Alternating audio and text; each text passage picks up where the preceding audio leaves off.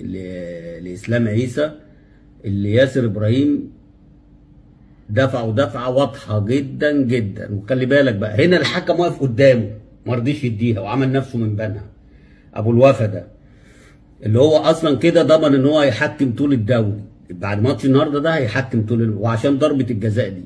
فالراجل اسلام عيسى جاي مندفع الكوره ولسه هيحط بطن رجله فيها، ياسر ابراهيم قام جاي زق. طبعا كل الضلاليه هيطلعوا يقول لك ايه بقى فيهاش حاجه واللي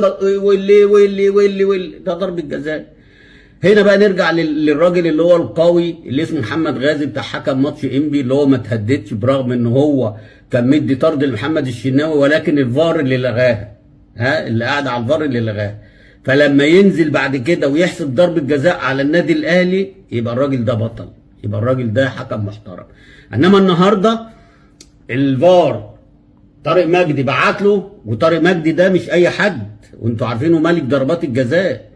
فلما شافها كلم الحكم وقال له تعالى، الحكم مش عايز يخرج شويه وقام جاي خان، راح وعمل زي محمد معروف السنه اللي فاتت في ماتش فاركو في الاثنين ضربتين جزاء اللي هي ما اتحسبتش لحسين الشحات لما الفار قال له تعالى ووريها له 100 مره وقال له حسين اللي وقع ما لمسوش. والمره الثانيه لما عمر كمال عبد الواحد دخل في الراجل اللي هو المدافع بتاع فاركو وحسب ضربه جزاء والفار قال له تعالى ما فيهاش حاجه، وراح وشافها ورجع وقال لك فيها ضربه جزاء وحسب ضربه جزاء. ايه يا جدعان في ايه؟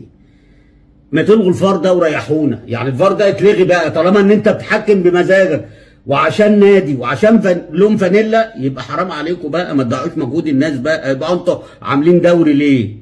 وطالعين امبارح واول امبارح يقول لك ايه الكهرباء بتاعت الفار الغوا، ما حدش يدفع فلوسه، ما حدش يدفع فلوسه. كل فرقه دفعت 2 مليون جنيه للحكام، مع ان المفروض دي من اتحاد الكوره ومداخيل اتحاد الكوره اللي هو يشيل الحكام وهو اللي يصرف على الحكام مش الانديه. الانديه هتدفع للعيبه ولا هتدفع لموظفين ولا هتدفع لعمال ولا هتدفع لجماهير ولا هتدفع لسماسره؟ مش كفايه عليهم دول كمان عايزين تشيلوهم الفار اللي انتوا اصلا مفشلينه، اللي انتوا اصلا مضيعين هيبته. يعني الراجل النهارده بيقول له تعالى شوف الكوره ضربه جزاء ما فيهاش، الاهلاوي قبل الزملكاوي يقول لك ضربه جزاء. وخلي بالك والله العظيم على الكل مش على اهلي وزمالك بس، ده المحله الماتش اللي فات ليها ضربه جزاء وما اتحسبتش ونفس الكوره محسوب عليها.